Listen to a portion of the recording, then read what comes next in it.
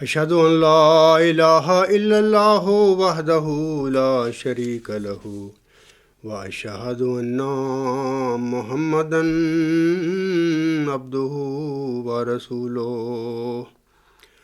اما بعد فاعوذ باللہ من الشیطان الرجیم بسم اللہ الرحمن الرحیم الحمد للہ رب العالمین الرحمن الرحیم مالک یوم الدین ایاک نعبد و ایاک نستعین اہدنا الصراط المستقیم صراط الذین انعمت علیہم غیر المغضوب علیہم ولا الضالین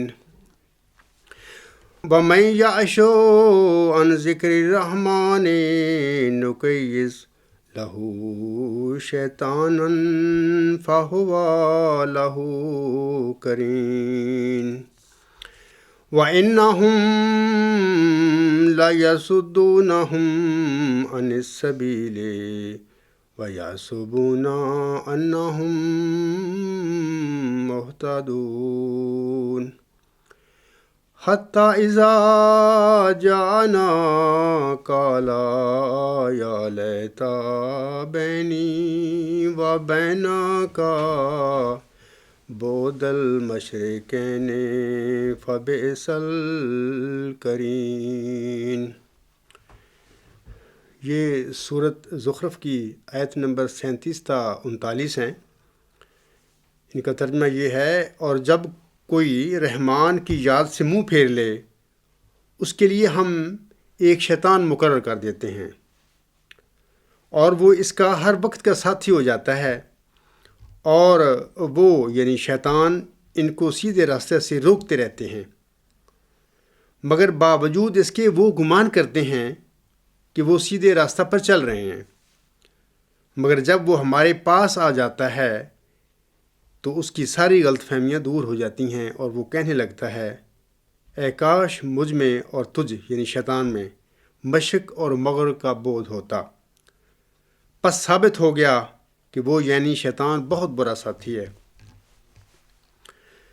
آج میں جناب خلیفۃ المسیح الثالث کا جو خطاب ہے 6-7 نومبر 1977 کو انہوں نے خدام الاحمدیہ کے سالانہ اجتماع کی الوداعی سیشن میں انہوں نے یہ دیا تھا خطاب۔ اس کے متعلق کچھ میں بیان کروں گا، لیکن میں پچھلے خطبہ جمعہ میں یعنی 27 جولائی کا جو خطبہ جمعہ تھا اس میں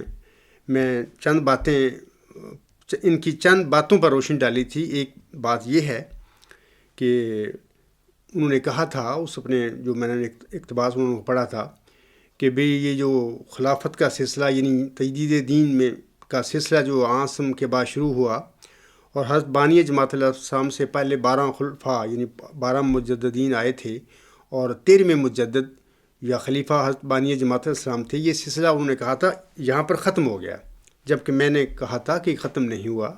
میں نے اس خطبہ جمعہ میں کافی تفصیل سے باتیں بتائی تھیں اس موضوع کے متعلق۔ دوسرا انہوں نے کہا تھا کہ حضرت بانی جماعت الاسلام مجدد صدی کے علاوہ مجدد الف آخر بھی تھے، یعنی آخری 1000 سال کے مجدد بھی ہیں۔ تو اس سلسلے میں بھی میں نے ان کی جو غلط بات وہ کرتے ہیں، جماعت میں غلط باتیں پھیلائی گئی ہیں کہ حضرت بانی جماعت الاسلام آخری 1000 سال کے مجدد ہونے سے مراد وہ کہتے ہیں کہ اب کوئی مجدد نہیں آئے گا، ان کی تجدید ہی چلے گی، جبکہ میں نے پچھلے خطبہ جمعہ میں بڑی تفصیل سے مجدد الف آخر ہونے سے کیا مراد ہے، میں نے اس موضوع پر بھی حضرت مرزا صاحب علیہ السلام کے اس مقام پر مرتبہ پر بھی روشنی ڈالی ہے۔ تو باقی میں آج انشاءاللہ تعالیٰ جو ان کا خطاب تھا 6-7 نومبر 1977 کو انہوں نے یہ خطاب دیا تھا خدام الاحمدیہ کے سالانہ اجتماع میں، اس کے متعلق میں کچھ باتیں عرض کروں گا۔ یاد رکھیں یہ خلیفہ صاحب کا یہ خطاب 18 صفحات پر مشتمل ہے۔ اس وقت قارئین جو ہیں جماعتی جو ویب سائٹ ہے الاسلام، وہاں پر اسے مشعل راہ دوم حصہ دوم کہ صفحات نمبر 446 سے 463 تک یہ اس خطاب کو پڑھ سکتے ہیں اگر وہ پڑھنا چاہیں۔ الغلام جو ویب سائٹ ہے اس پر بھی نیوز نمبر 66 پر بھی یہ خطاب پڑھا جا سکتا ہے۔ میں آج ان کے خطاب کی کچھ اقتباسات جو انہوں نے پڑھے تھے، جو باتیں، ان کا حوالہ دے کر میں ان کے متعلق، ان کی باتوں کے متعلق کچھ گزارشات احباب جماعت کے آگے پیش کروں گا۔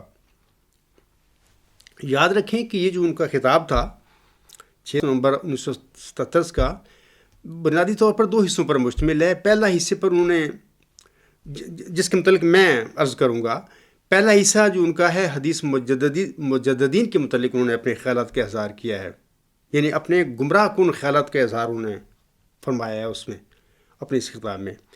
دوسرا جو ہے حصہ زیادہ تر آیت استخلاف اور مجدد آخر کے متعلق انہوں نے باتیں وہی غلط اور گمراہ کن انہوں نے بتائی ہیں۔ میں ان کا حوالہ دے کر آیت استخلاف یا مجدد آخر کے متعلق آئندہ خطبے میں بیان کروں گا، لیکن حدیث مجددین کے متعلق جو انہوں نے گمراہ کن باتیں کی ہیں اس خطاب میں انشاءاللہ تعالیٰ اس خطبہ جمعہ میں اس پر روشنی ڈالوں گا۔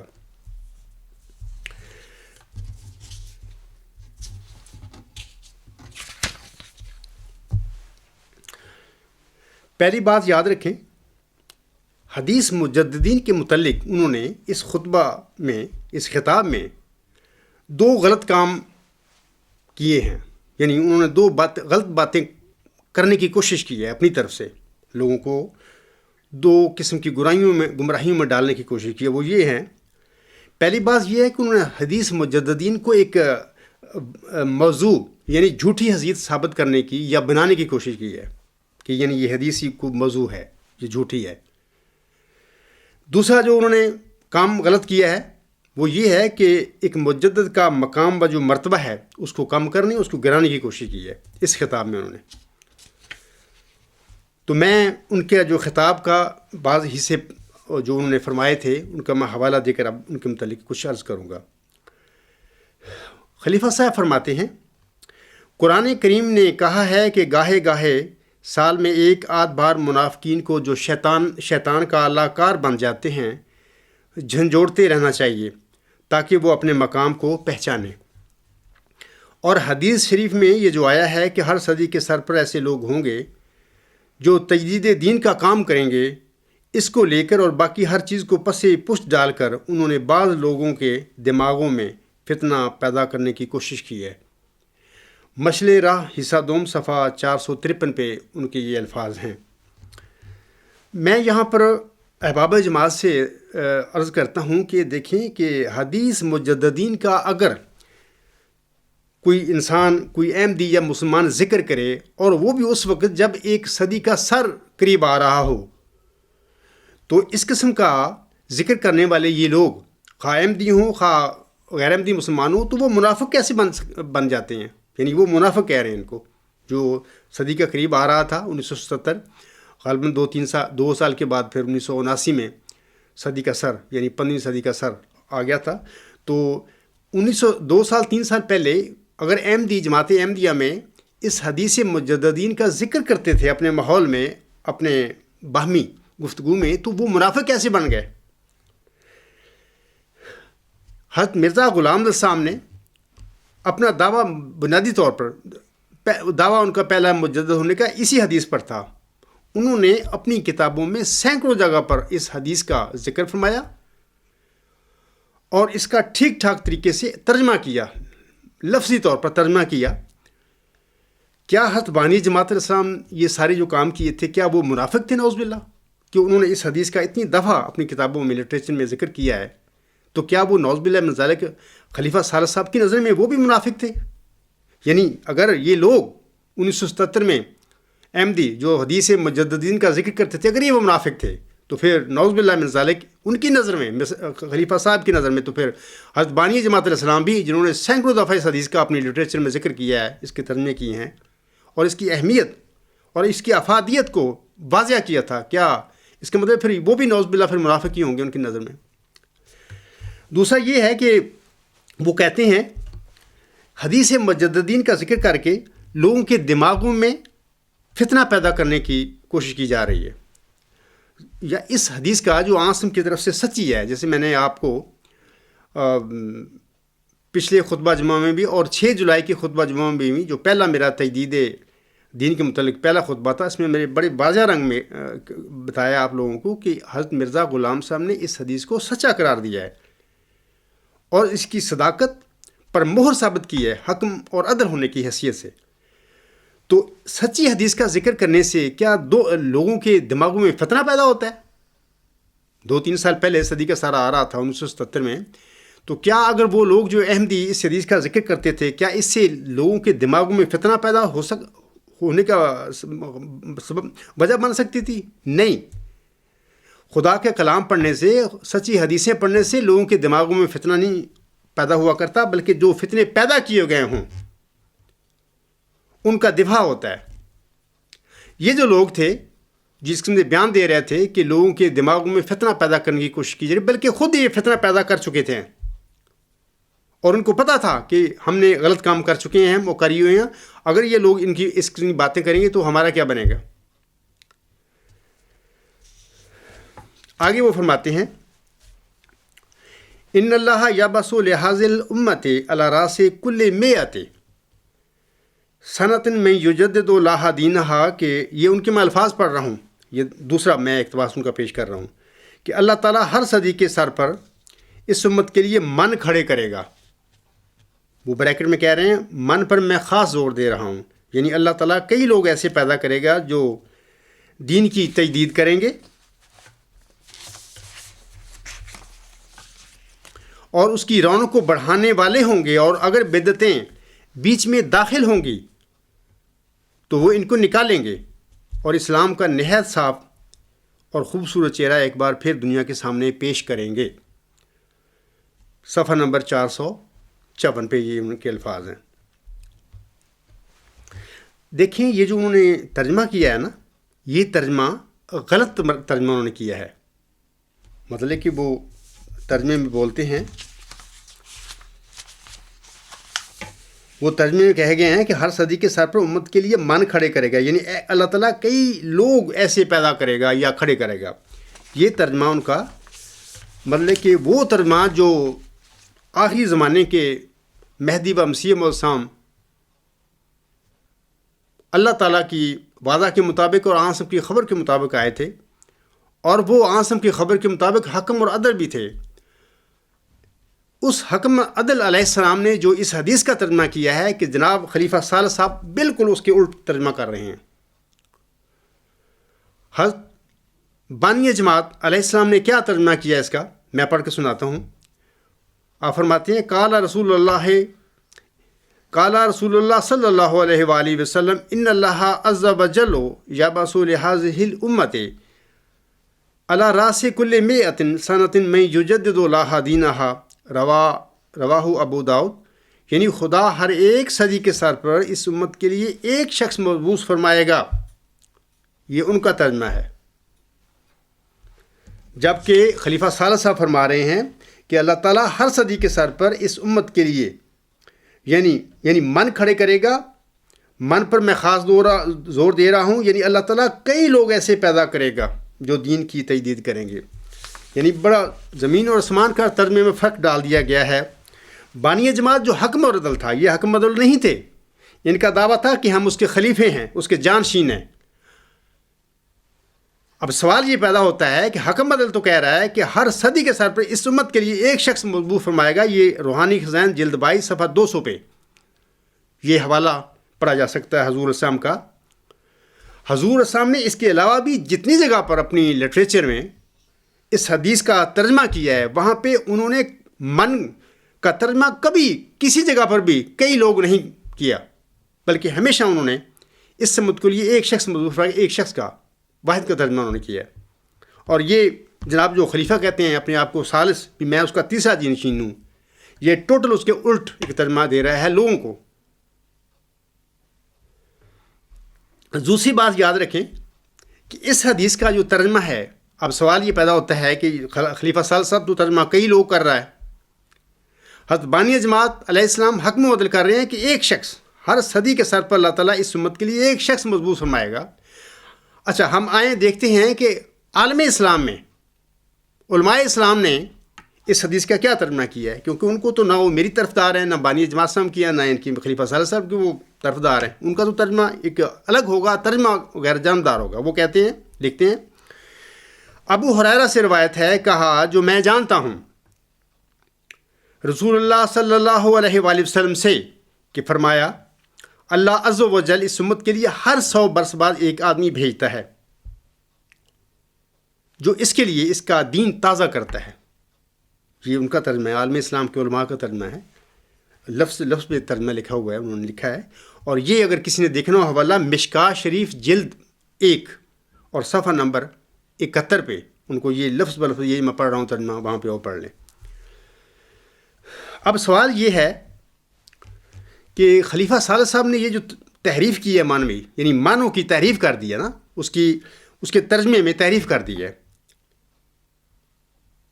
عربی کے الفاظ ہیں عاصم کے، اور اس کے معنی اردو کے جو ہیں، میں اس لحاظ سے معنوی تعریف کہہ رہا ہوں کہ جو اردو کا ترجمہ ہے، جو اس ترجمے میں خلیفہ صالح صاحب نے تعریف کر دی ہے۔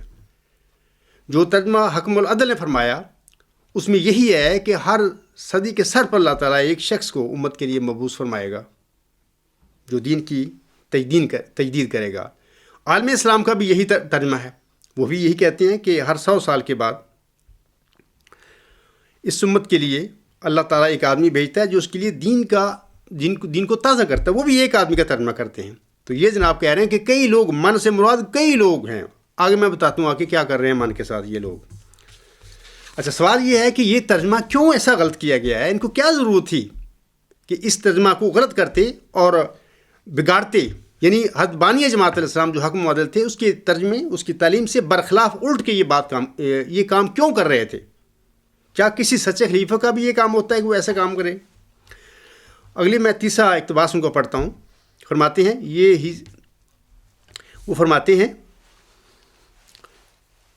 یہ حدیث ابو داؤد میں ہے، مستدرک میں ہے، اور شاید ایک اور کتاب میں بھی ہے۔ صرف 3 کتابوں میں ہمیں یہ حدیث ڈھونڈنے سے ملی ہے۔ اس کے مقابلے میں یہی بتا دیتا ہوں کہ حضرت مسیح موعود علیہ السلام نے فرمایا ہے کہ میں مہدی اور مسیح ہوں۔ مسیح کے متعلق میں نے جو حوالہ پڑھ کر سنایا ہے، اس میں آپ نے فرمایا ہے کہ جس مسیح کے متعلق خبر دی گئی تھی کہ وہ شیطان کے ساتھ آخری جنگ لڑے گا، وہ میں ہی مسیح موعود ہوں۔ آپ نے فرمایا ہے کہ مسیح کے متعلق بشارتیں دی گئی ہیں جو کئی ہزار کتب میں پائی جاتی ہیں۔ کئی ہزار کتابوں میں یہ بشارت ہے کہ مسیح آئیں گے۔ ان کتابوں میں لکھا ہے کہ مسیح کی یہ علامتیں ہوں گی، مہدی کی یہ علامتیں ہوں گی۔ یہ ان کا اقتباس ہے۔ اچھا، میں آپ لوگوں کو بتاتا ہوں اس اقتباس کے متعلق۔ یاد رکھیں کہ یہ جو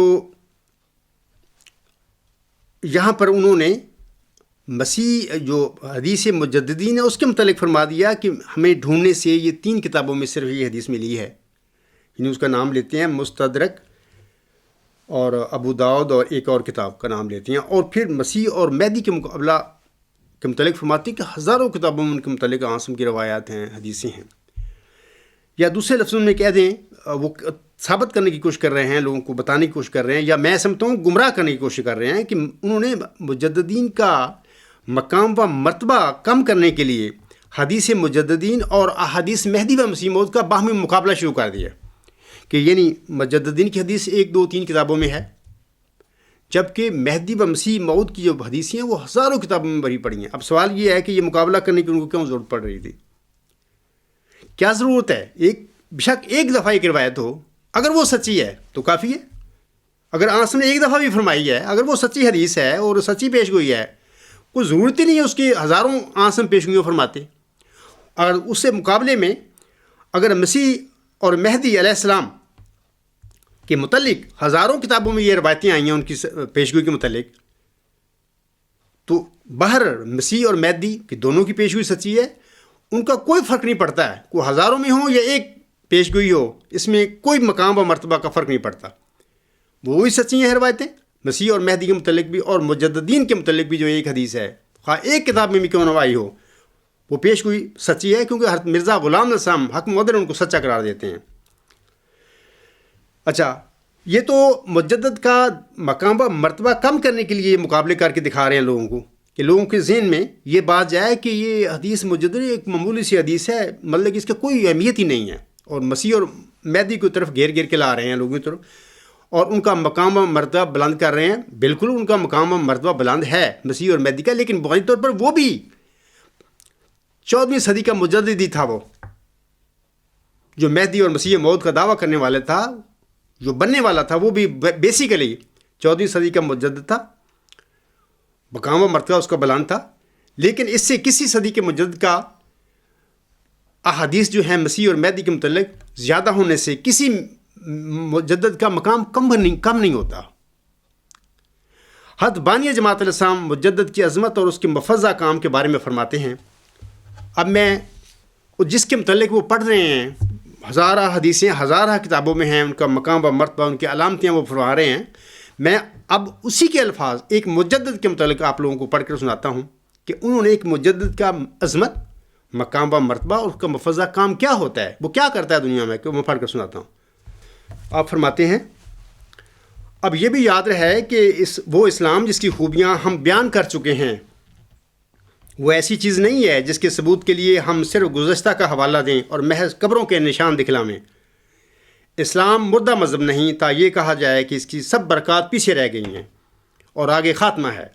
اسلام میں بڑی خوبی یہی ہے کہ اس کی برکات ہمیشہ اس کے ساتھ ہیں، اور وہ صرف گزشتہ قصوں کا سبق نہیں دیتا بلکہ موجودہ برکات پیش کرتا ہے۔ دنیا کو برکات اور آسمانی نشانوں کی ہمیشہ ضرورت ہے، یہ نہیں کہ پہلے تھی اور اب نہیں ہے۔ ضعیف اور عاجز انسان جو اندھے کی طرح پیدا ہوتا ہے ہمیشہ اس بات کا محتاج ہے کہ آسمانی بادشاہت کا اس کو کچھ پتہ لگے، اور وہ خدا جس کے وجود پر ایمان ہے اس کی ہستی اور قدرت کے کچھ آثار بھی ظاہر ہوں۔ پہلے زمانہ کے نشان دوسرے زمانہ کے لیے کافی نہیں ہو سکتے، کیونکہ خبر معائنہ کی مانند نہیں ہو سکتی، اور امتدادی زمانہ سے خبریں ایک قصہ کے رنگ میں ہو جاتی ہیں۔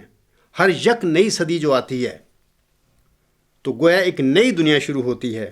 اس لیے اسلام کا خدا جو سچا خدا ہے ہر یک نئی دنیا کے لیے نئے نشان دکھلاتا ہے، اور ہر یک صدی کے سر پر، اور خاص کر ایسی صدی کے سر پر جو ایمان اور دیانت سے دور پڑ گئی ہے اور بہت سی تاریکیاں اپنے اندر رکھتی ہے، ایک قائم مقام نبی کا پیدا کر دیتا ہے جس کے آئینہ فطرت میں نبی کی شکل ظاہر ہوتی ہے، اور وہ قائم مقام نبی مبتوع کے کمالات کو اپنے وجود کے توسط سے لوگوں کو دکھلاتا ہے، اور تمام مخالفوں کو سچائی اور حقیقت نمائی اور پردہ دری کی روح سے ملزم کرتا ہے۔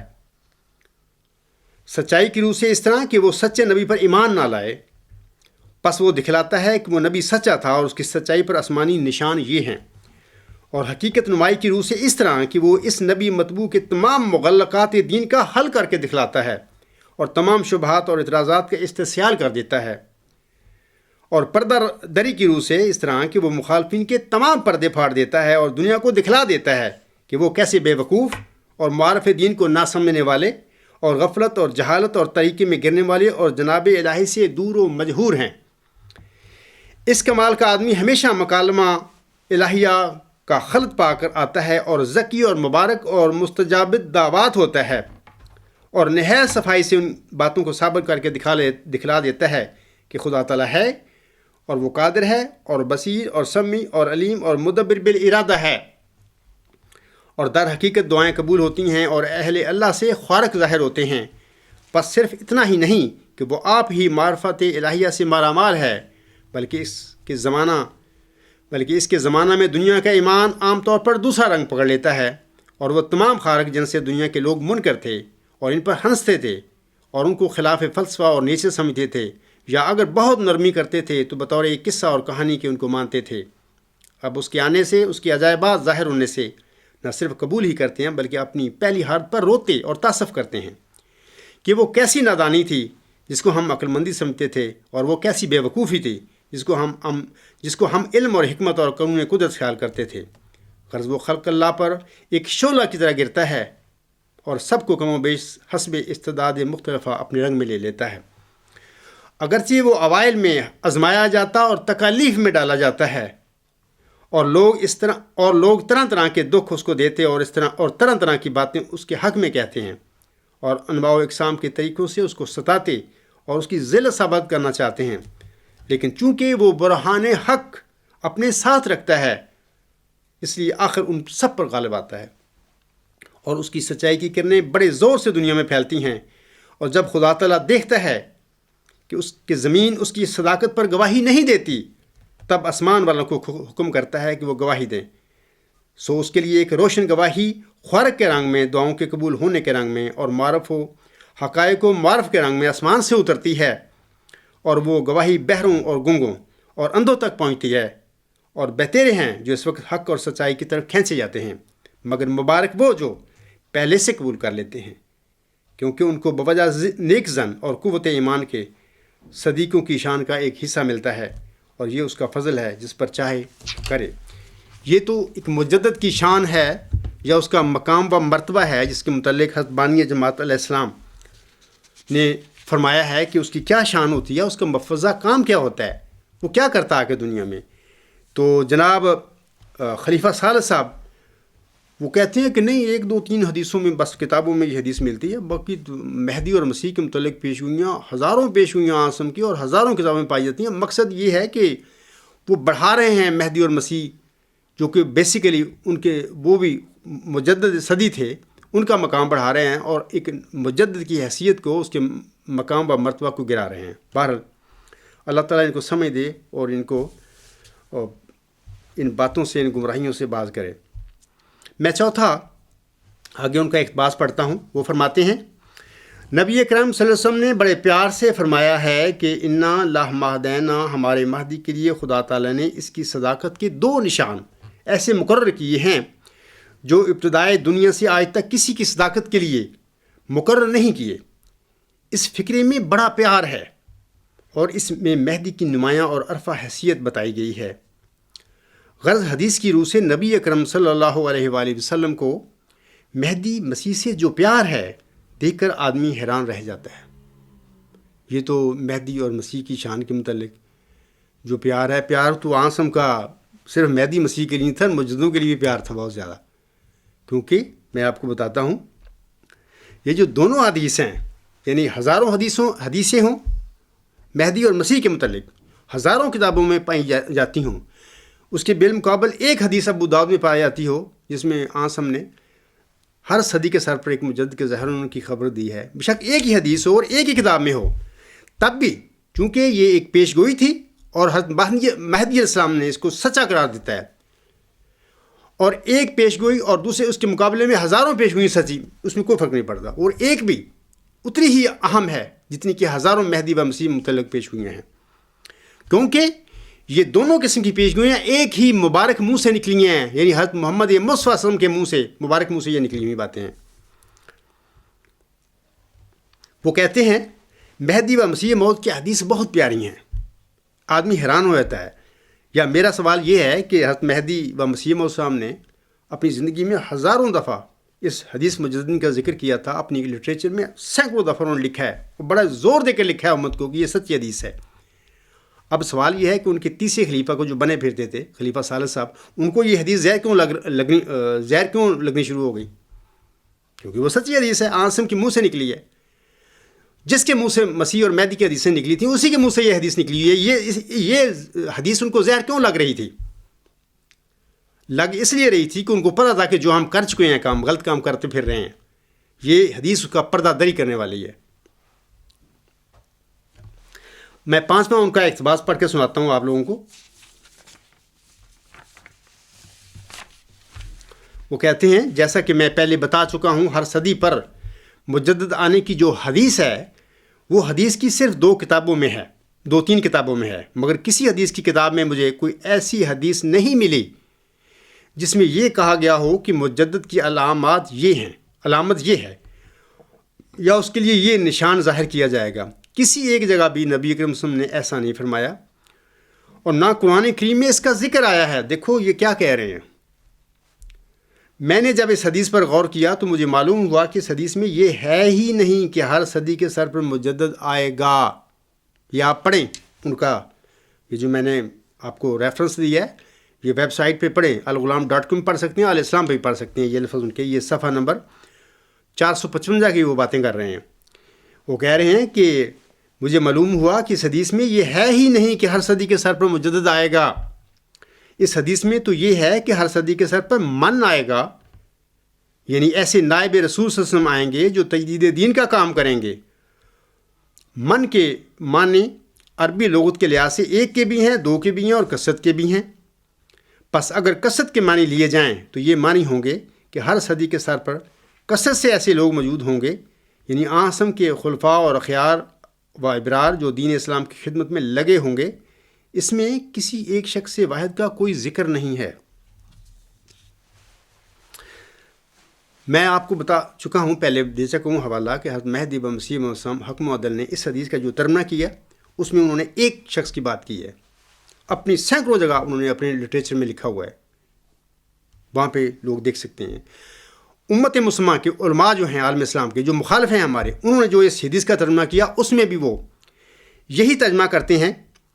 اللہ عز و جل اس امت کے لیے ہر 100 برس بعد ایک آدمی بھیجتا ہے جو اس کے لیے اس کا دین تازہ کرتا ہے.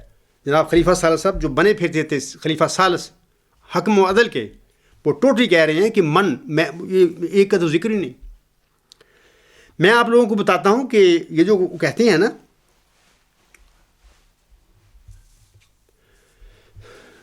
یہ جو وہ کہتے ہیں نا کہ علامتوں کی بات بتا رہے ہیں، میں آپ لوگوں کو بتاتا ہوں کہ یہ جو حدیث مجددین ہے ایک عمومی فرمان ہے آسم کا. ہر 100 سال کے بعد صدی کے سر پر آسم فرماتے ہیں کہ ایک بندے کو خدا کھڑا کرے گا، مبعوث فرمائے گا، تا وہ اس وقت اس صدی میں یا جو غلطیاں بدعتیں اسلام میں پیدا ہیں ان کو دور کرے. اچھا، یہ جو عمومی ہیں نا، جو مجددین کا ذکر آسم فرمایا کہ ہر 100 سال کے بعد آتے رہیں، کہ ان کی عمومی مجدوں کی علامات بیاننے کی کوئی ضرورت نہیں ہوا کرتی.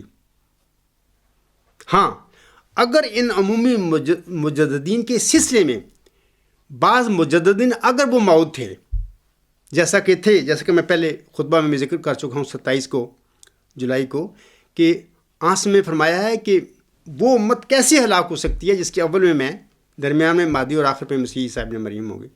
یہ مہدی اور مسیح عیسیٰ ابن مریم جو آسم میں فرمائے تھے، یہ بھی 2 صدیوں کی اپنی 2 صدیوں کے مجدد تھے.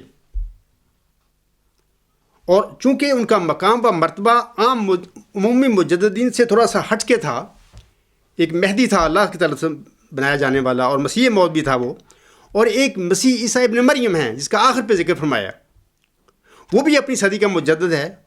اور مہدی و مسیح موعود علیہ السلام بھی اپنی صدی کے درمیان میں جو آنے والے تھے، ان کا بھی وہ بھی اپنی صدی کے مجدد تھے. اور ان دونوں کی آسم نے باقاعدہ علامتیں بتائی ہیں، نشانیاں بتائی ہیں. کسی عمومی جو مجدد ہوتا ہے صدی کا، اس کے لیے علامتیں بیان کرنا کوئی ضروری نہیں ہوتا. یہ تو انہوں نے عام بتا دیا کہ ہر 100 سال کے بعد صدی کے سر پر اللہ تعالیٰ ایک بندے کو کھڑا کرے گا اور اس سے تجدید دین کا کام لے گا. آسم نے جو 2 خاص مجددوں کا ذکر کیا ہے، موعود مجددوں کا، اور ان کو مہدی و مسیح موعود اور ایک کو مسیح عیسیٰ ابن مریم فرمایا ہے، ان کے متعلق چونکہ یہ موعود تھے، آسم نے اس کی نشانیاں ان کی علامتیں بیان فرمائی ہیں.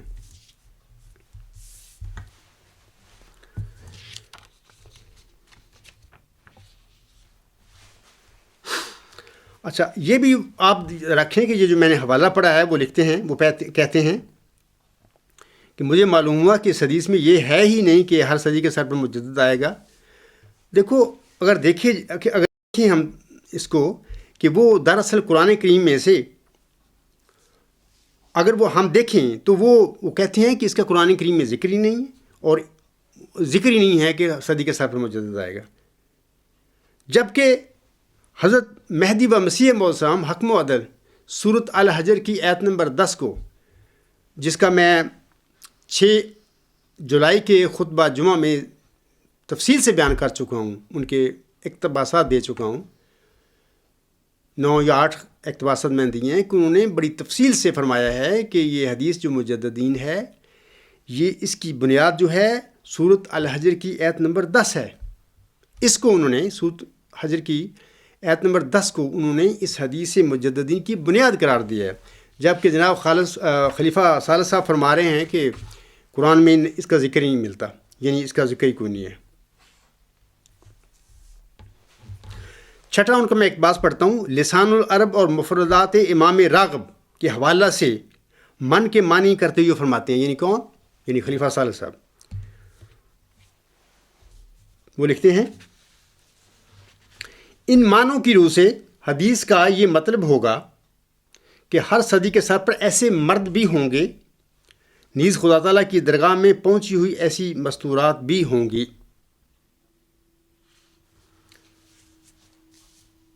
اب دیکھیں کہ مجددین کو مقام و مرتبہ کو کم کرنے اور گرانے کے لیے جناب خلیفہ ثالث صاحب نے حضرت بانی جماعت علیہ السلام جو حکم اور عدل تھے کہ معنی کے برخلاف من کے معنی کثرت کے کر رہے ہیں وہ لوگ، تاکہ ایک مجدد کی اہمیت کم ہو جائے لوگوں میں. بھی یہ کام سب بندہ ہوتا ہے، ایک نہیں ہوتا، کئی ہوتے ہیں، ہزاروں کسی وقت ہوتے ہیں، امت میں ہوتے ہیں. دوسری انہوں نے یہ بات کر رہے ہیں کہ مجددین کے سب میں عورتوں کو بھی شامل کر رہے ہیں. ایک دوسرے کے حوالے سے لسان العرب اور مفردات امام راغب کے حوالے سے وہ من کا حوالہ کر کے لوگوں کو ذہن میں بس سے ڈال کے عورتوں کو بھی شامل کر رہے ہیں. میں خلیفہ ثالث تو چلے گئے ہیں اس دنیا سے، میں اس وقت امام جماعت احمدیہ جو ہے وہ 5واں اس سے اور اس کو جماعتی علماء سے پوچھتا ہوں کہ کیا کو آپ بتا سکتے ہیں کہ امت محمدیہ میں عالم اسلام کا یا جماعت احمدیہ میں بھی کسی عورت پر بھی کوئی اتفاق ہوا ہو کہ وہ بھی مجدد تھی کسی صدی کی؟ کوئی ہے ایسی؟ کوئی مثال دو مجھے. اگر نہیں مثال ملتی تو اس سے بڑا جھوٹ اور کذب بیانی اور کیا ہو سکتی ہے کہ لوگوں کو گمراہ کیا جا رہا ہے اور کرتے رہے وہ لوگ اپنے دور خلافت میں. اور ایک مجدد کی حیثیت کو کم کرنے کے لیے، اس کی عظمت کو، اس کے مقام و مرتبہ کو کم کرنے کے لیے عورتوں کو بھی کھڑا کر دیا وہاں پہ. کیا سچے خلیفوں کا یا خلفائے راشدین کے یہ کام ہوتے ہیں کہ وہ کسی عظیم نبی کے جانشین ہوتے ہوئے یہ کام کریں، لوگوں کو ایسے گمراہ کریں؟ 7واں میں ان کا پڑھتا ہوں. وہ فرماتے ہیں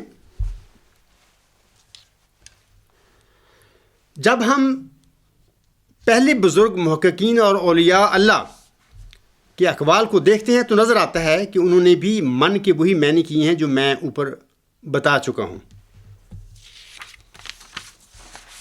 اچھا، میں اس سے میں عرض کرتا ہوں کہ دیکھیں اے افراد جماعت، میں بتاتا ہوں آپ لوگوں کو کہ جس برگزیدہ بندے کو اللہ تعالیٰ نے اپنے پیارے نبی صلی اللہ علیہ وسلم کے فرمان کے مطابق حکم و عدل بنا کر بھیجا تھا، مہدی اور مسیح موت بنایا تھا، جس کو اس نے امتی نبی بنایا، مجدد الف آخر بنایا. میرا سوال آپ لوگوں سے یہ ہے کہ کیا اس انسان کو، جن بزرگوں اور محققین اور اولیاء اللہ کے خلیفہ سال بات کر رہے ہیں کہ انہوں نے یہ ترجمے کی ہیں جو میں کر رہا ہوں، کیا اس بزرگ کو، اس مسیح موعود کو، مہدی کو اور مجدد الف آخر کو اور حکم و عدل کو، کیا ان محققین بزرگوں اور اولیاء اللہ کے اقوال کا اس کو علم نہیں تھا؟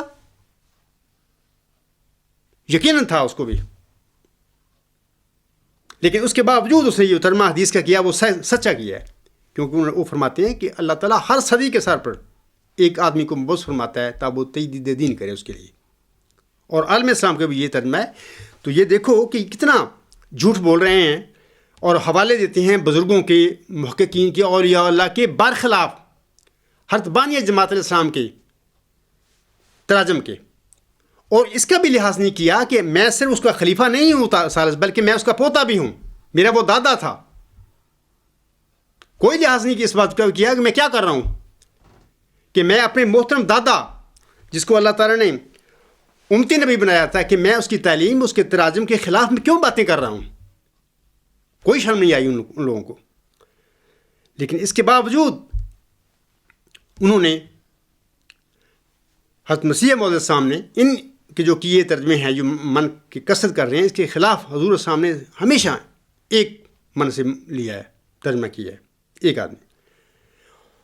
اور ان لوگوں نے لگتا ہے کہ ان لوگوں نے حضرت مہدی و مسیح موعود کی وفات کے بعد ایک صدی بھی نہیں گزری تھی اس کی اصلاح کرنی شروع کر دی خلیفے ان کے بن کے. اس کی اصلاح کر رہے تھے نا کہ نعوذ باللہ من ذالک کہ وہ غلط انہوں نے ترجمے کیے تھے اور ہم آپ کی اصلاح کرتے ہیں لوگوں کو بتاتے ہیں کہ نہیں اس من سے مراد بہت زیادہ لوگ ہیں. ایک وقت میں بہت سارے لوگ مجدد ہوتے ہیں. انا للہ و انا الیہ راجعون. 8واں میں ایک بات پڑھتا ہوں آپ لوگوں کے آگے. شیخ محمد طاہر گجراتی رحمۃ اللہ علیہ کے حوالے سے فرماتے ہیں یعنی خلیفہ ناصر صاحب. ان کا طریقہ کار یہ ہوتا ہے کہ جو بات غلط کرنی ہوتی ہے لوگوں کو دل میں ڈالنی ہوتی ہے ڈائریکٹ نہیں ڈالتے, کسی کا حوالہ دے دیتے ہیں. مثلا ایک دفعہ سوال ہوا میرے سے علم و عرفان میں مرزا طاہر پر. کسی نے پوچھا کہ قمر الانبیاء جماعت میں سنا ہے کہ وہ صاحبزادہ بشیر احمد ہیں, مرزا بشیر احمد. انہوں نے جواب دیا کہ نہیں لوگ علماء کہتے ہیں, یعنی خود نہیں کہا کہ جی میں کہتا ہوں میں یقین رہتا ہوں کہ وہ تھے, نہیں ہاں علماء جماعت کہتے ہیں. یعنی جب کوئی بات غلط کرنی ہوتی ہے جماعت میں لوگوں کے دلوں میں اور دماغوں میں غلط باتیں بٹھانی ہوتی ہیں اس کا ڈائریکٹ نہیں کہتے لوگوں کو کہ جی ہم کہتے ہیں, لوگوں پہ سر پہ رکھتے نہیں ہیں کہ جی فلاں جا کہتا ہے بندہ. اب یہاں پر شیخ محمد طاہر صاحب گجراتی کے حوالے سے وہ بات کر رہے ہیں, یعنی اس کے سر پر وہ 2.5 من کی وہ چھٹ رکھ پر رہے ہیں تاکہ وہ ذمہ دار بن جائے. وہ لکھتے ہیں کہ حدیث میں یہ اشارہ ہے کہ جو لوگ ہر صدی کے سر پر تجدید کا کام کریں گے وہ بڑے بڑے بزرگوں کی ایک جماعت ہوگی. چنانچہ پہلی صدی میں حضرت عمر بن عبدالعزیز اور فقہا اور محدثین اور ان کے علاوہ دوسرے طبقات میں سے بھی بے شمار بزرگ تجدید دین کرنے والے ہیں. وغیرہم ما لا یحصا, یعنی ان کو گنا نہیں جا سکتا. اتنے مجدد صدی کے سر پر حضرت عمر بن عبدالعزیز کے ساتھ انہوں نے جمع کر دیے ہیں. دیکھو جی انہوں نے نہیں کیے, یہ تم کر رہے ہو. اپنا ایک مجدد کو جو تمہارے لیے مسئلہ ہے وہی ذکی غلام اور وہی مسلم موعود جس نے 15 صدی کے سر پر خدا تعالیٰ کی طرف سے کھڑا ہونا تھا, وہ مسئلہ ہے تمہارے لیے. اس سے جان چھڑانے کے لیے تم یہ لوگ کر رہے ہو کام کہ لوگوں کی نظر, لوگوں کا فکر اور لوگوں کی توجہ اس بندے سے ہٹا دی جائے اور اتنا اس کو چھوٹا کر دیا جائے کہ لوگ کہیں گے اس کا کیا ہے. یہ کام لوگوں نے نہیں کیے, یہ خود کر رہے تھے لیکن لوگوں کے حوالے سے کر رہے تھے یہ لوگ. یہ صفحہ جو یہ میں نے پڑھا ہے یہ 456 صفحہ پہ یہ آپ لوگ اس کا حوالہ دیکھ سکتے ہیں. اب سوال یہ ہے کہ اگر یہ بات ہے کہ حضرت عمر بن عبدالعزیز کے ساتھ اور ہزاروں مجدد بھی تھے اور ہر صدی کے سر پر ایسا ہی تھا کہ ہر جو صدی کا جو مجدد آتا تھا تو وہ اس کے ساتھ ہزاروں تھے, وہ ایک نہیں تھا. پہلی بات تو یہ ہے کہ میری ویب سائٹ پہ بھی دیکھ لیں کہ جو مجددین کی فہرست ہے جماعت احمدیہ کی بھی ایکسیپٹڈ اور جاری کردہ وہاں پہ الفضل میں ہے, غالباً 2007 کا ہے, وہ ہماری الغلام.com میں نیوز پہ دیکھ سکتے ہیں لوگ. اور اسی طرح اور جو لٹریچر ہے جماعت احمدیہ کا وہاں پہ کتابیں ہیں دینی معلومات وغیرہ, وہاں پہ بھی ان لوگوں نے ان کی فہرست جاری کی ہوئی ہے جماعت کی. وہاں پہ تقریباً ہر صدی کا ایک ہی بندہ انہوں نے بھی تسلیم کیا ہوا, الا ماشاء اللہ کہ 1-2-3 صدیاں ایسی ہوں گی جہاں پہ ایک کی بجائے 2 کا انہوں نے ذکر کیا ہوا ہے. اب سوال یہ ہے کہ جناب خلیفہ ناصر صاحب کہہ رہے ہیں, ثالث صاحب کہہ رہے ہیں کہ جناب حضرت عمر بن عبدالعزیز کے ساتھ ہزاروں اور مجدد بھی تھے اکٹھے کی ہوئی ہیں, اور حوالہ دے رہے ہیں کسی اور کا, جبکہ اپنی خواہش ہے, تمنا ہے کہ ایسے ہی ہو جائے. تو بات یہ ہے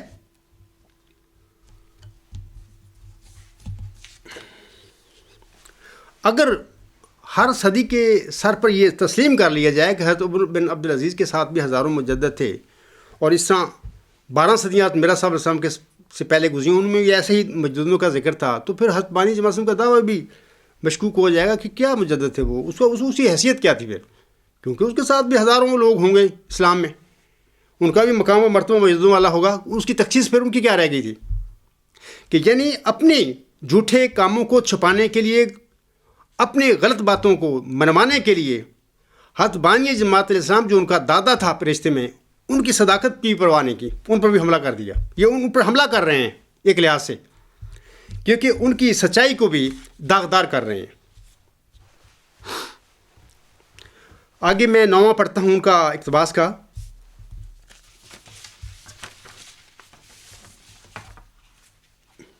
وہ کہتے ہیں کہ بس زیادہ بہتر اور مناسب یہی ہے کہ مانا جائے, کیونکہ ان کی دل کی خواہش یہ ہے نا, ان کی امنگ یہ ہے, یہ چاہتے یہ ہیں.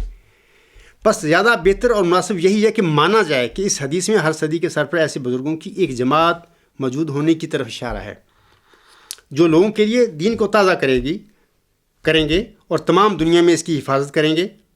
علماء کے ایک گروہ نے یہ لکھا ہے کہ یہ ذمہ داری تو ساری امت کی تھی، یعنی امت مسلمہ کے ہر فرد کی یہ ذمہ داری ہے کہ وہ دین اسلام کی تجدید کرے۔ یہ جو ان کا اقتباس ہے یہ صفحہ نمبر 457 پہ ہے، اور دو لوگ وہاں سے پڑھ سکتے ہیں اس حوالے کو۔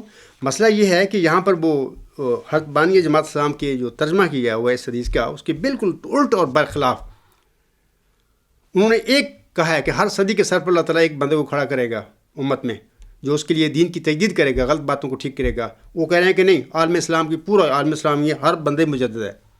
یہاں پر یہ کھڑے ہو گئے ہیں آگے ایک خلیفہ ثالث صاحب، وہ خدام الاحمدیہ یعنی نوجوانوں کو یہ خطاب کر رہے تھے، یعنی نوجوانوں کو خطاب نہیں کر رہے تھے، گمراہ کر رہے تھے وہ، اور ان کو ڈر تھا کہ 2 سال بعد صدی آنے والی ہے، تو اگر بندہ خدا نے وہ بھیج دیا تو ہمارا کیا بنے گا۔ اور پھر یہ الحمدللہ اس عاجز کا واقعہ 1983 مڈل دسمبر 1983 میں خدا تعالیٰ کی طرف سے وہ معاملہ میرے ساتھ ہو گیا اور خدا تعالیٰ نے مجھے کھڑا کر دیا۔ تو یہ ان لوگوں نے حرکتیں کی ہیں اور گمراہیاں ڈالی ہیں جماعت میں اپنے دور خلافت میں۔ وہ کہتے ہیں کہ ہم خدا کے بنائے ہوئے خلیفے ہیں۔ 10واں نمبر میں اس کا اقتباس پڑھ کے سناتا ہوں آپ لوگوں کو۔ وہ فرماتے ہیں پس حدیث شریف میں کسی ایک کے آنے کا ذکر نہیں، نہ لغوی معنوں کے لحاظ سے، اور نہ جو پہلے علماء تھے جن کے چند حوالے میں نے پڑھے ہیں ان کے اقوال کے مطابق، اور نہ حضرت مسیح موعود علیہ السلام نے جو اس کی تفسیر کی ہے اس کے مطابق۔ دیکھو یہ حضرت مسیح موعود السلام کو پر بھی یہ ظلم کر رہے ہیں، ان کو بھی شامل کر رہے ہیں اس میں۔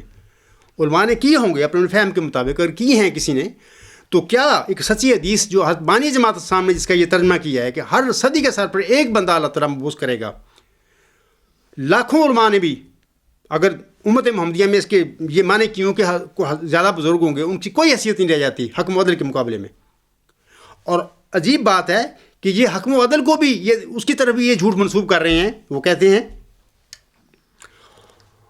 اور حضرت مسیح موعود السلام نے جو اس کی تفسیر ہے اس کے مطابق، یعنی حضرت مسیح موعود السلام نے تفسیر تو یہ کہی نہیں کسی جگہ پہ بھی کہ ہر صدی کے سر پر اللہ تعالیٰ بہت سارے لوگوں کو کھڑا کرے گا جو اس کے لیے تجدید دین کا کام کریں گے۔ انہوں نے تو کہا ہے، میں نے مثالیں دی ہیں، آپ پڑھیں حضرت مہدی و مسیح موعود کا لٹریچر، ڈھونڈیں کوئی ایسا حوالہ اور مجھے دیں۔ جتنا میں نے اسٹڈی کیا مہدی و مسیح کو تقریباً سارے لٹریچر کی، وہاں پہ حضور صاحب نے کبھی نہیں یہ فرمایا کہ ہر 100 سال کے بعد صدی کے سر پر اللہ تعالیٰ بہت سارے لوگوں کو، بزرگوں کو تجدید دین کے لیے کھڑا کرے گا جو اس کے لیے دین کی تجدید کرے گے۔ ایک بھی آپ کو حوالہ نہیں ملے گا انشاءاللہ تعالیٰ۔ اور وہ کہتے ہیں کہ ہر 100 سال کے بعد صدی کے سر پر اللہ تعالیٰ ایک آدمی کو، ایک شخص کو مبعوث فرماتا ہے تاکہ وہ اس کے لیے اس کے دین کی تجدید کرے۔ یہی معنی عالم اسلام کے علماء نے بھی کیے ہیں اس حدیث کے کہ اللہ تعالیٰ ہر صدی کے سر پر ایک آدمی کو مقرر فرماتا ہے، کھڑا کرتا ہے جو اس کے لیے دین کی تجدید کرتا ہے۔ اور یہ لوگ حضرت مسیح موعود کو بھی کھینچ کر اس طرف لے آ رہے ہیں کہ نہیں، انہوں نے بھی یہی تفسیر کی ہوئی ہے اس حدیث کی کہ ہزاروں آدمی صدی کے سر پر تجدید دین کے لیے اللہ تعالیٰ لوگ کھڑے کرے گا۔ انا للہ و انا الیہ راجعون۔ ان لوگوں پر پڑھیں۔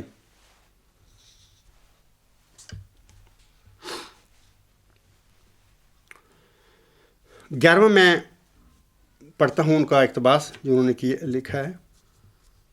وہ لکھتے ہیں کہ حضرت مسیح موعود علیہ السلام نے ہمیں ایک بنیادی اصول بتایا ہے، اور وہ یہ ہے کہ حدیث یعنی وہ ارشاد جو نبی کریم صلی اللہ علیہ وسلم کی زبان سے نکلا اور پھر اسے روایتاً محفوظ کیا گیا، وہ ذرہ بر بھی نہ قرآن پر کوئی چیز زائد کرتا ہے اور نہ کم کرتا ہے۔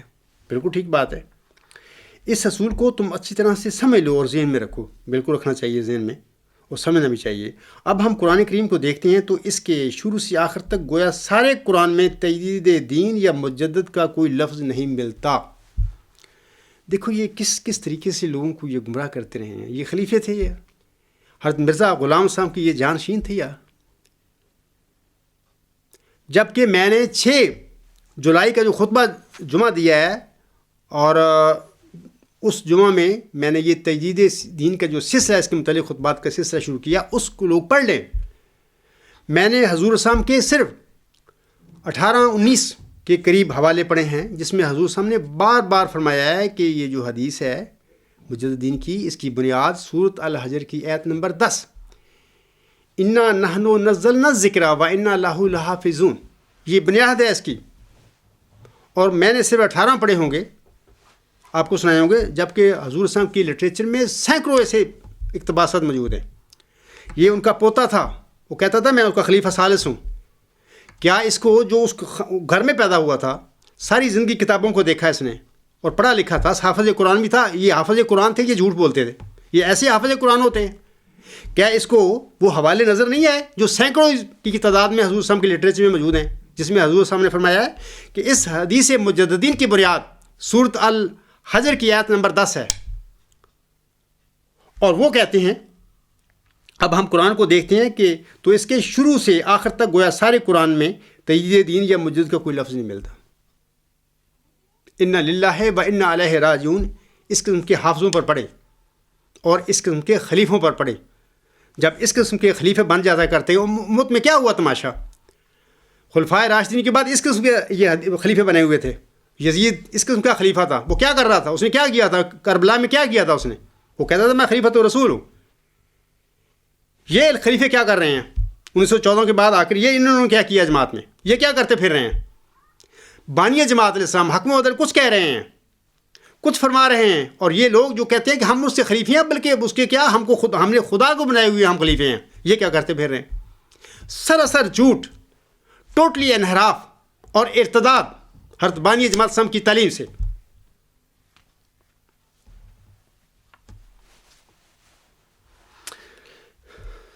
حضور فرماتے ہیں، میں یہاں پر بھی ایک حوالہ پڑھ دیتا ہوں حضور کا. یہ کہتے ہیں نا، جب ہم قرآن کو دیکھتے ہیں تو اس کے شروع سے آخر تک گویا سارے قرآن میں تجدید دین یا مجدد کا کوئی لفظ نہیں ملتا. باقی تو آپ 6 جولائی کا خطبہ سنیں دوبارہ. تو میں یہاں پر ایک صرف حضور صاحب کا اقتباس پڑھتا ہوں. یہاں پر حضور فرماتے ہیں ایک بارش تخم ریزی کے لیے ہوتی ہے اور پھر ایک بارش اس تخم کے نشو و نما اور سرسبزی کے لیے ہوتی ہے.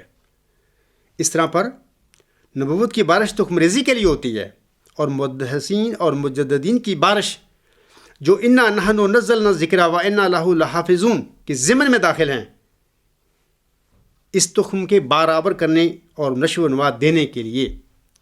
الحکم جلد 5 نمبر 21 مورخہ 10 جون 1901 صفحہ نمبر 4 پر یہ حوالہ حضور صاحب کا موجود ہے. اب سوال یہ ہے کہ انا نحن نزلنا الذکر و انا لہ لحافظون کو بنیاد قرار دے رہے ہیں حضور صاحب. کیا یہ قرآن سورۃ الحجر قرآن کی صورت نہیں؟ کیا یہ انا نحن نزلنا الذکر و انا لہ لحافظون سورۃ الحجر کی آیت نمبر 10 نہیں؟ اگر تو نہیں ہے تو پھر تو ٹھیک، وہ کہہ رہے ہیں کہ قرآن میں کچھ نہیں ملتا ہی نہیں ہے. اگر یہ ہے قرآن کی ہی صورت ہے، قرآن کی ہی صورت کی آیت ہے، اور بانی جماعت صاحب نے اس کو بنیاد قرار دیا ہے حدیث مجددین کی، تو پھر اس سے بڑھ کر ان لوگوں کے جھوٹ کیا ہیں کہ اتنے بڑے سفید جھوٹ انہوں نے بولے ہیں لوگوں کو گمراہ کرنے کے لیے. اور ایک مجدد کی حیثیت اور اس کی عظمت اور اس کا مقام و مرتبہ کم اور کرنے اور گرانے کے لیے ان لوگوں نے یہ سب کس بیانیاں کی ہیں. میں اگلا 12واں ان کا اقتباس پڑھ کر سناتا ہوں. یہ جو میں نے ابھی حوالہ پڑھا ہے یہ 457 صفحے پر بھی آپ ملاحظہ فرما لیں. وہ فرماتے ہیں آگے، تب ہمیں حضرت مسیح موعود علیہ الصلوۃ والسلام نے جو دوسری بات بتائی اس کے مطابق غور کرنا پڑے گا. آپ نے فرمایا کہ نبی کریم صلی اللہ علیہ وسلم نے جو بھی فرمایا ہے وہ قرآن کریم کی کسی نہ کسی آیت کی تفسیر ہے. پھر آپ نے یہ فرمایا کہ محمد صلی اللہ علیہ وسلم کا بڑا عرفہ اور بلند مقام تھا. یہ ٹھیک ہے، حضرت صاحب نے بڑا درست باتیں فرمائی ہیں. خدا تعالیٰ سے آپ صلی اللہ علیہ وسلم علم سیکھتے تھے، بالکل ٹھیک ہے، سیکھتے تھے. یہ تو ہم مانتے ہیں کہ آپ قرآن کریم کی کسی آیت کی اتنی دقیق تفسیر کر جائیں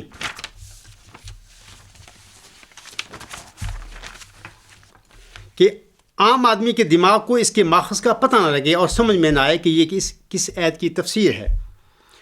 آپ نے فرمایا یہاں پر تو یہ بات ہے کہ حضرت مرزا صاحب علیہ السلام جو حکم بولتے انہوں نے کھول کھول کے بتا دیا تھا کہ اس حدیث جو ہے مجددین کی، اس کی جو بنیاد ہے وہ سورۃ الحجر آیت نمبر 10 ہے.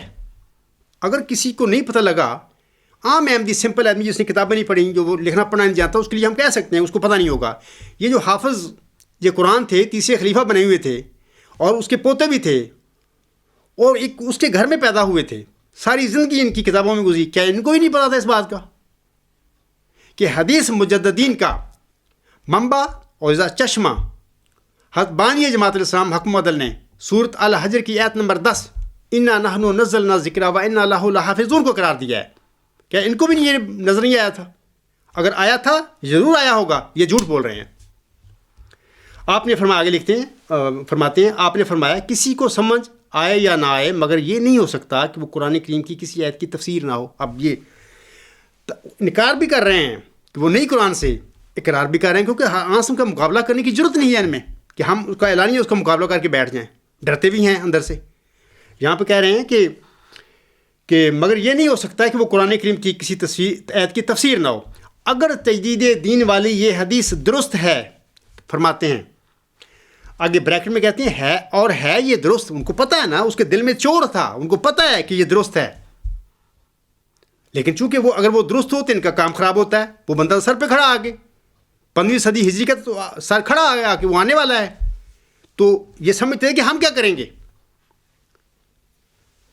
اس لیے وہ بہت برا لگ رہا تھا ان کو۔ وہ لکھتے ہیں کہ اگر تجدید دین والی یہ حدیث درست ہے، اور بریکٹ میں لکھتے ہیں، کہتے ہیں اور ہے یہ درست، تو یہ قرآن کریم کی کسی نہ کسی آیت کی تفسیر ہونی چاہیے،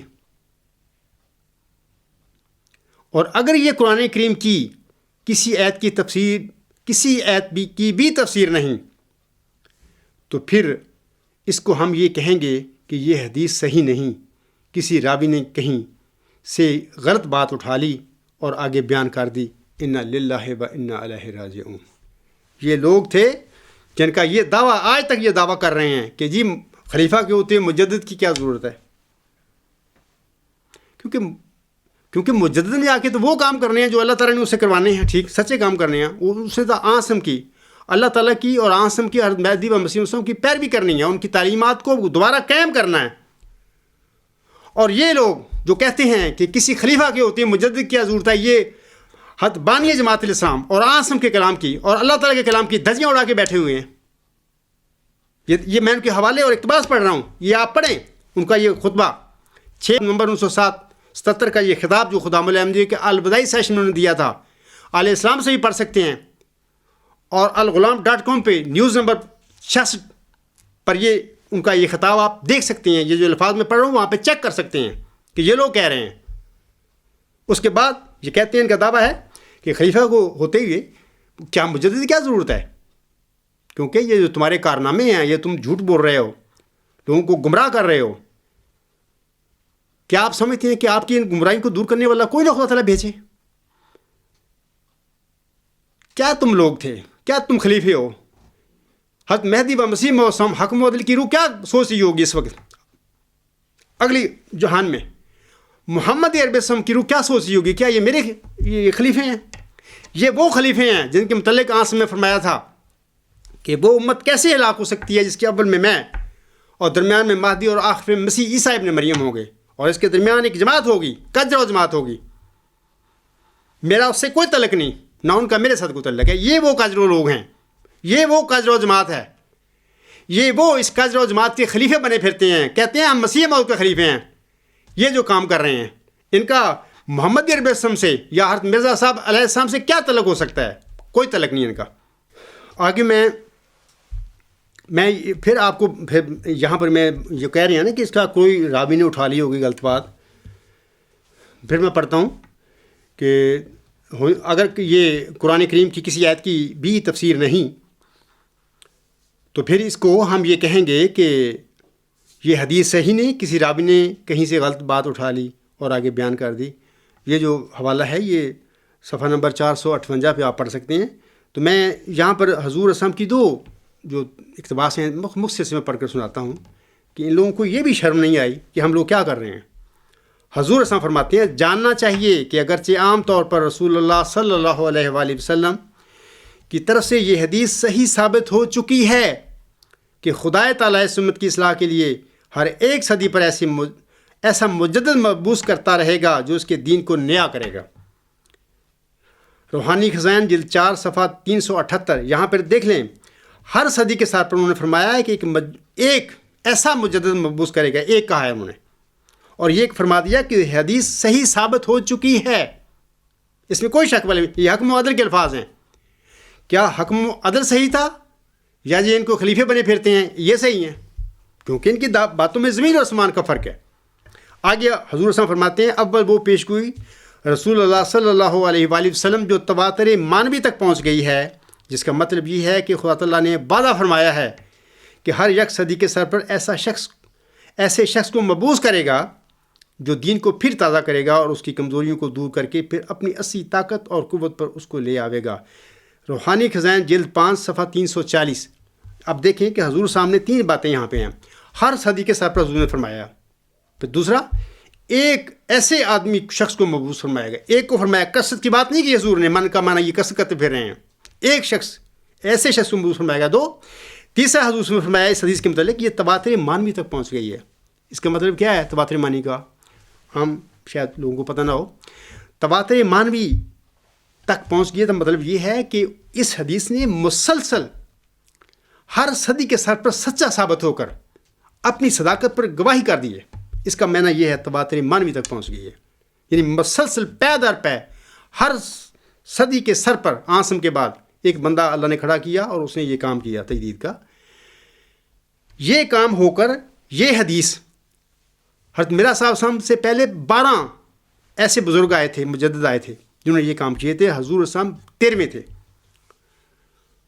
اور اس کے باوجود آج اس کے خلیفے یعنی ان کے جانے کے بعد یہ تماشے کرتے پھر رہے ہیں کہ اس کا تو یہ کسی غلط راوی نے یہ غلط روایت اٹھا کے لگا دی ہے.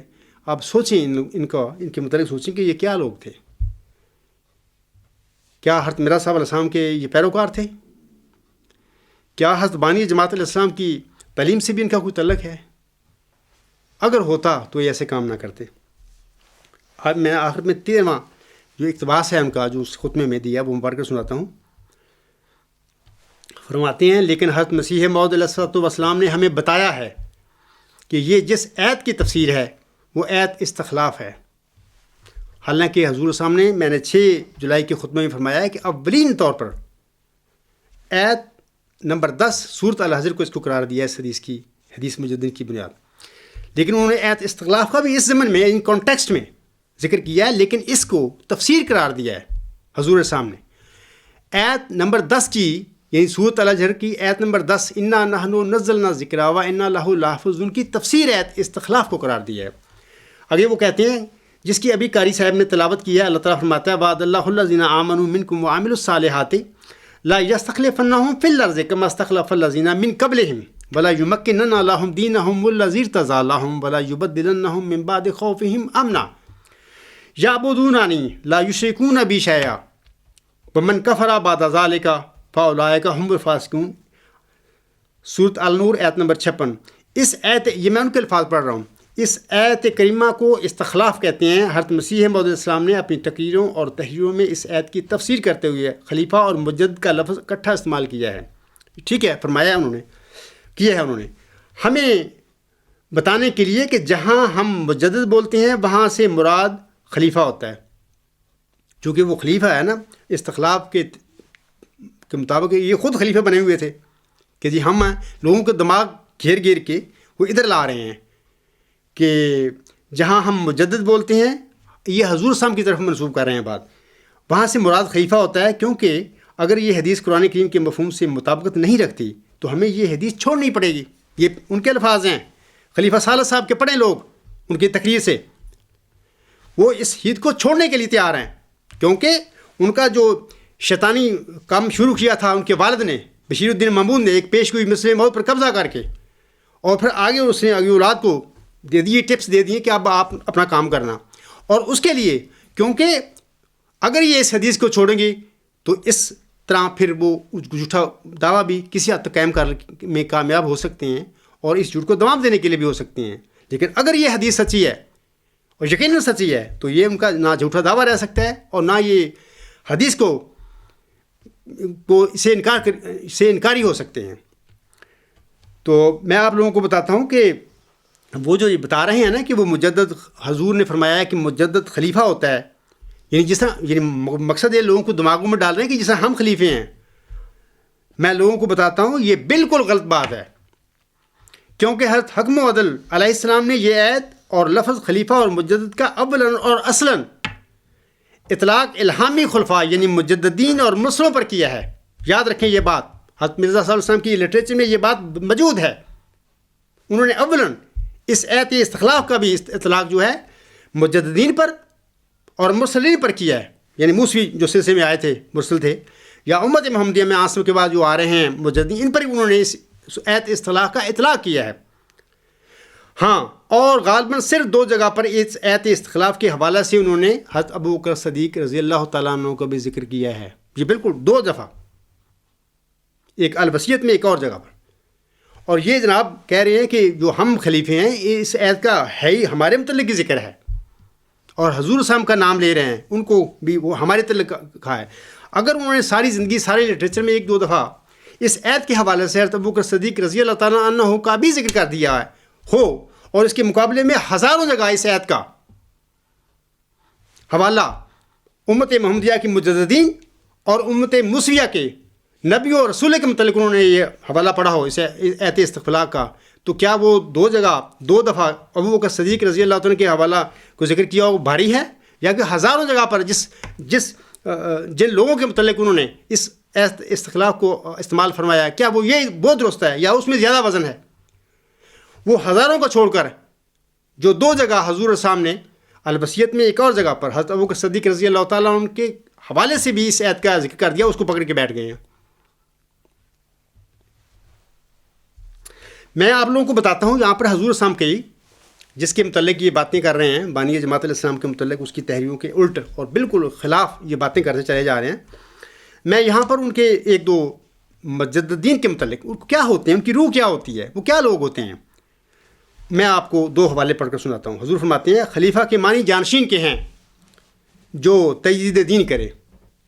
یہ خلیفہ ثالث اور and sub Mirza Bashir Uddin Mahmood and company سب تجدید کر رہے تھے. انہوں نے یہ تجدید کی تھی حضور صلی اللہ علیہ وسلم کی تعلیمات کی، جو یہ عاصم کی حدیث کی بھی دھجیاں اڑاتے پھر رہے ہیں، جھوٹے دعوے کرتے پھر رہے ہیں، اور پھر حدیثوں کے منکر ہوتے پھر رہے ہیں. کیا یہ تجدید دین ہے؟ حضور فرماتے ہیں کہ خلیفہ کے معنی جانشین کے ہیں جو تجدید دین کرے. نبیوں کے زمانہ کے بعد جو تاریکی پھیل جاتی ہے، یہی تاریکی جو ان لوگوں نے ڈالی ہے جماعت احمدیہ میں، یہ میں نے پڑھ رہا ہوں، پھیل جاتی ہے، اس کو دور کرنے کے واسطے جو ان کی جگہ آتے ہیں ان کو خلیفہ کہتے ہیں. اب دیکھو جی، یہ کہہ رہے ہیں ہم خلیفے ہیں، جبکہ خلیفہ حضور مجددوں کو قرار دے رہے ہیں، جو نبیوں کے بعد ان کی جماعتوں میں یا ان کی امتوں میں جو تاریکی نفسانی لوگ ڈالتے ہیں، جیسے ان لوگوں نے ڈالی ہے خلیفہ بن کے، ان کو دور کرنے کے لیے آتے ہیں، وہ اصل میں خلیفے ہوتے ہیں. آگے حضور فرماتے ہیں افسوس کہ ایسے خیال پر جمنے والے خلیفے کے لفظ کو بھی جو استخلاف سے مفہوم ہوتا ہے تدبر سے نہیں سوچتے، کیونکہ خلیفہ جانشین کو کہتے ہیں، اور رسول کا جانشین حقیقی معنوں کے لحاظ سے وہی ہو سکتا ہے جو ذیلی طور پر رسول کے کمالات اپنے اندر رکھتا ہو. اس واسطے رسول کریم نے نہ چاہا کہ ظالم بادشاہوں پر خلیفہ کا لفظ اطلاق ہو، یعنی انبی جو تھے عباسی جو وہ خلیفہ کہلاتے تھے، لیکن ان پر اطلاق نہیں ہو سکتا خلیفہ، وہ دھکے سے کر رہے تھے. اسی طرح 1914 سے لے کر آج تک جو خلیفہ اپنے آپ کو کہلواتے پھر رہے ہیں، بلکہ خلیفہ نہیں بلکہ خدا کے خلیفے بنے پھرتے ہیں، وہی اپنے آپ کو ہم بھی خلیفے ہیں، ان پر یہ لفظ جو ہے خلیفہ کا اطلاق ہو ہی نہیں سکتا، کیونکہ خلیفہ در حقیقت رسول کا ذل ہوتا ہے، یہ رسول کے ذل ہے. میں نے یہ جو عبارتیں پڑھی ہیں، یہ جو ان کا 6 نومبر 1977 کا جو خطاب ہے، اس میں جو حوالے پڑھ کے ان کی میں نے تبصرہ کیا ہے کہ آپ سمجھتے ہیں کہ کسی بانی جماعت کا کوئی ذل بھی یہ کام کر سکتا ہے؟ بانی جماعت کے ذل نے تو آ کے ان کی جو فطور ہیں، یہ گند ڈالے ہیں انہوں نے اس کی تعلیم میں، یہ جو انہوں نے گمراہیاں پھیلائی اس کو دور کرنا ہے آگے، وہ اس کو ذل ہے، اس کا وہ خلیفہ ہے حضرت بانی جماعت اسلام کی فرمودات کے مطابق. میں آخر پہ بتاتا ہوں کہ حضور سامنے یہ جو میں نے پڑھے ہیں، جو حوالے پڑھے ہیں، پہلا حوالہ ملفوظات جلد 4 صفحہ 383 پہ ہے حضور صاحب کا، اور دوسرا حوالہ جو پڑھا ہے شہادت القرآن روحانی خزائن جلد 6 صفحہ 353 پہ، آپ لوگ وہاں پہ پڑھ سکتے ہیں. میں آخر میں حضور صاحب کا ایک حوالہ آپ لوگوں کے آگے پڑھتا ہوں. نور الحق حصہ اول عربی میں حضور صاحب نے یہ الفاظ لکھے ہیں. یہ 1894 میں یہ رسالہ شائع ہوا تھا. یہ روحانی خزائن جلد نمبر 8 صفحہ نمبر 79 پہ تم لوگ ان الفاظ کا تصدیق کر سکتے ہو، پڑھ سکتے ہو وہاں سے. حضور فرماتے ہیں، دیکھو یہ بڑا اہم اور غور کرنے والی بات ہے جو میں آخر پہ خطبہ پہ میں آپ لوگوں کو بتانے لگا ہوں۔ حضور فرماتے ہیں اور تجھے معلوم ہو کہ ظلم کی حقیقت یہ ہے کہ ایک شے اپنے موقع سے اٹھا کر عمدن غیر محل پر رکھی جائے تا راہ چھپ جاوے اور استفادہ کا طریق بند ہو جاوے اور چلنے والوں پر بات ملتبس ہو جاوے، پس ظالم اس کو کہیں گے جو محرفوں کا کام کرے اور خیانت پیشہ لوگوں کی طرح عبارتوں کو بدلا دے اور جرت کر کے کم کی جگہ زیادہ کرے اور زیادہ کی جگہ کم کر دے۔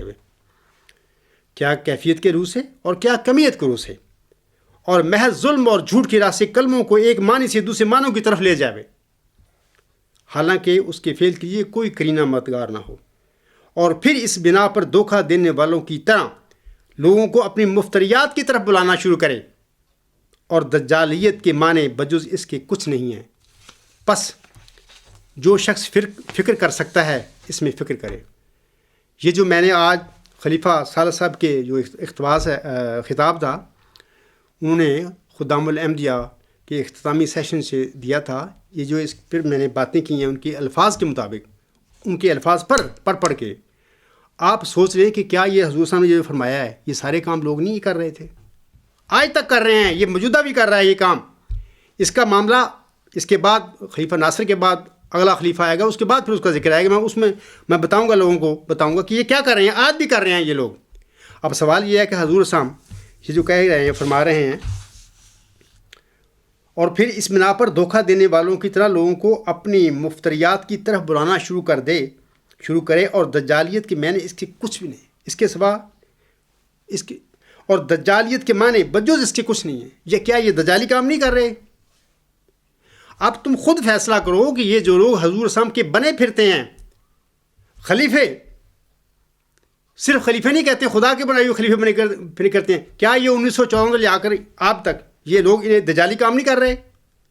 کیا خلیفہ ثانی نے ایک جھوٹا دعویٰ نہیں کیا جس کا نہ قرآن تصدیق کرتا ہے اس کی دعوے کی، نہ حربانی جماعت اسلام کے مبشر الہامات اس کی دعوے کی تصدیق کرتے ہیں، وہ مسلم موت بن کر بیٹھا، اور پھر اس کے بعد اس کی اولاد نے، خلیفہ ثالث نے، خلیفہ طاہر نے، رابع نے اور موجودہ نے، ان لوگوں نے وہ جو معاملات تھے ایسے کرنے شروع کر دیے کہ اس کا دعویٰ سچا ثابت رہے، اور دوام ان کو بنا دینے کے لیے بہت سارے غلط کام کیے ہیں جن کی وقتاً فوقتاً میں پہلے ہی باتیں بتا چکا ہوں۔ مثلا قدرت ثانیہ کا مسئلہ پیدا کر لیا، 13ویں خلیفے کے بعد وہ سلسلہ ختم کر دیا، اور پھر یہ کہ مجدد الفاخر ہیں حضور السلام، کوئی مجدد کہانی کی ضرورت نہیں ہے۔ اس کے علاوہ اور بہت ساری باتیں جن کا میں پہلے ذکر کر چکا ہوں خطبات میں، اور آئندہ بھی انشاءاللہ کروں گا۔ یہ سارے کام ان لوگوں نے جو کیے ہیں، یہ سارے حضور السلام کے فتویٰ کے مطابق یہ سارے دجالی کام ہیں جو ان لوگوں نے کیے ہیں، اور انشاءاللہ اس عاجز کی جس کو خدا نے کھڑا کیا ہے، یہ ذمہ داری ہے کہ میں ان تمام خلیفوں کی جو دجالی کاموں کی نشاندہی کروں آپ لوگوں کے آگے، اور ان کا حقیقت تمہیں بتاؤں کہ حربانی جماعت الاسلام کی تعلیم کی حقیقت کیا تھی، اور آسم کی احادیث سے سیاح اور قرآن پاک کی جو تعلیم ہے اس کی حقیقت کیا ہے۔ اور یہ جو لوگ ہیں 1914 سے لے کر اب تک یہ خلیفے جو بنے ہوئے ہیں، انہوں نے قرآن مجید اور آسم کے فرمودات اور حضرت مرزا صاحب السلام کے فرمودات کے ساتھ کیا کھلواڑ کیا ہے۔ آپ خود فیصلہ کریں، کیا اس قسم کے کام کرنے والے خلیفے ہونا تو بہت دور کی بات ہے، کیا حضرت بانی جماعت کو کوئی سچا پیروکار بھی کوئی سوچ سکتا ہے کہ ہو اس کا پیروکار سچا، وہ کام ایسے کرے؟ خلیفہ بننا بات کی بات ہے، خلیفہ تو بڑی ذمہ داری والا انسان ہوتا ہے جو بن جاتا ہے، اس کو اپنی آقا کی تعلیم کو سری منہ ایک زیر زبر بھی درد نہیں ہوتا اس کی تعلیم سے۔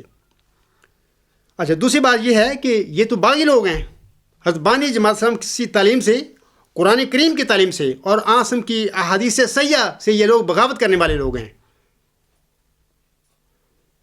اور اس قسم کے باغی لوگوں کا خلفائے راشدین ہونا تو دارکنار ہے، یہ تو احمدی بھی نہیں ہو سکتے، ایک سچا احمدی بھی نہیں ثابت کر سکتے اپنے آپ کو، اور پھر جھوٹے دعوے کرنا اور جھوٹے دعووں کو قائم کرنے کے لیے مسلسل کمی بیشی کرنا عبارتوں میں، اور حدیثوں کا منکر ہونا، اور ایسی باتیں لوگوں کے دلوں میں ڈالنا، نوجوانوں کے دلوں میں اور احمدیوں کے دلوں میں ڈالنا، جس سے قرآن کی اور آسم کی سچی تعلیم جو ہے اور میرا صاحب کی سچی تعلیم پر گرد پڑ جائے، وہ لوگ اس کو پیچھے دھکیلتے، یہ لوگ کام کرتے رہے ہیں. ایسے لوگ قطعاً خلفائے راشدین نہیں ہو سکتے، بلکہ ہاں ایسے لوگ بلائے دمشق ہو سکتے ہیں. یہ وہ دمشق کی بلا ہے جس کا اللہ تعالیٰ نے حضرت بانی جماعت اسلام پر الہام نے ذکر فرمایا تھا کہ بلائے دمشق بھی تیرے بعد یہ لوگ بھی آئیں گے. اور میں دعا کرتا ہوں کہ اے خدا ان لوگوں کو ہدایت دے، اور ان کے جو یہ کام کر رہے ہیں دجالی، اللہ تعالیٰ ان کے دلوں میں تو اپنا ڈر ڈال اور اس سے رک جائیں. اور جماعت احمدیہ کو جو انہوں نے تباہ و برباد کیا ہے، سب سے پہلے 1914 میں اس جماعت کو 2 حصوں میں تقسیم کر دیا ان لوگوں نے اپنے مفادات دنیاوی حاصل کرنے کے لیے. اور اس کے بعد چل آج تک 1954 سے لے کر یہ جو میں پڑھ رہا ہوں، آگے انشاءاللہ سلسلہ چلے گا، آپ لوگوں کو بتاؤں گا یہ کیا کام کرتے چلے آ رہے ہیں. اور کہتے یہ ہیں کہ ہم خلیفے ہیں. اللہ تعالیٰ سے دعا ہے میری کہ اے خدا ان لوگوں کو عقل دے دے. اور یہ جو بانی جماعت اسلام کی پیروکاروں کا ان لوگوں نے بیڑا غرق کر دیا آج تک، اور ان کے دماغ خراب کر دیے ہیں، اللہ تعالیٰ ان کو ہدایت دے ان لوگوں کو، اور پوری افراد جماعت کو بھی ہدایت دے کہ وہ کچھ کا کچھ بنا کر بیٹھی ہوئی ہیں. میری اللہ تعالیٰ سے دعا ہے کہ اللہ تعالیٰ ہمیں ہماری یہ دعائیں قبول فرمائے اور ان لوگوں کی ہدایت کے سامان پیدا کرے. وآخر دعوانا ان الحمد للہ رب العالمین.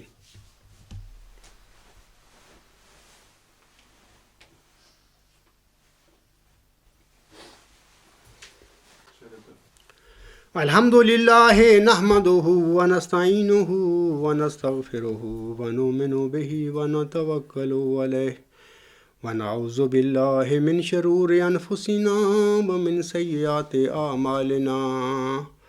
من يهده الله فلا مضل له ومن يضلله فلا هادي له. ونشهد ان لا الہ الا اللہ ونشهد ان محمدا عبدہ ورسولہ. میں یہاں پر ایک بات کی وضاحت کرنا چاہتا ہوں کہ خلیفہ ثالث صاحب کا حدیث مجددین کا انکار کے سلسلے کا یہ میرا حصہ دوم تھا. پہلا حصہ جو خطبہ جو دیا میں نے وہ 27 جولائی کو تھا، یہ حصہ دوم ہے. اگلا خطبہ جو ہے وہ بھی میں خلیفہ ثالث صاحب کے حدیث مجددین کے انکار کے متعلق بھی دوں گا، وہ حصہ سوم ہوگا. انشاءاللہ تعالیٰ آئندہ جو خطبہ ہوگا وہ اس سلسلے کا حصہ سوم ہوگا.